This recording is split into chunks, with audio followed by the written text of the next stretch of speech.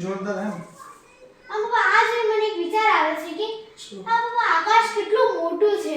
કોઈ અંત જ નહીં. જો તું સામે જોઈને તો તને આકાશ ભેગું થતું એવું લાગે, હા પણ આકાશ એનાથી આગળ ને આગળ જ હોય, એનો કોઈ અંત હોય જ નહીં.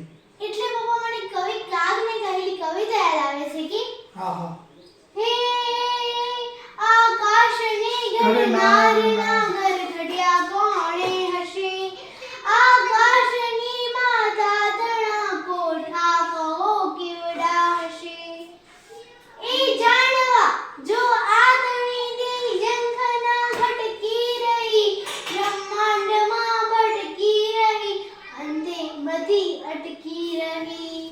આગળ શું કહે છે? જેમ કુંભાર હોય, એ કુંભાર ચાકડો હોય ગોળ જે, એની ઉપર આમ પિંડો ચડાવી અને ફેરવે એટલે એમાંથી માટલું બને.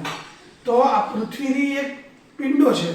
તો કવિ કાગ આગળ એમ કે ધરણી તણો પિંડો કર્યો, રજલાવતો ક્યાંથી હશે, ઈ જગ ચાક ફેરણ હારી, કુંભાર બેઠો ક્યાં હશે, ઈ જાણવા જોવા તણી તેલ ઝંખના ઘટકી રહી, બ્રહ્માંડમાં ભટકી રહી, અંતે મતી અટકી રહી. આગળ શું કહે છે કે રાત્રે ચાંદા મામા અને દિવસે સૂરજ સૂર્ય દાદા દાદા બે આપણને લાઈટો મૂકી છે. તો કવિ શું કહે છે આગળ? કવિ કાગ કે બે મસાલો પાડતો તોરી ભાડતો જોતો હશે, બે મસાલો પાડતો. એ મસ્ત ચાલતું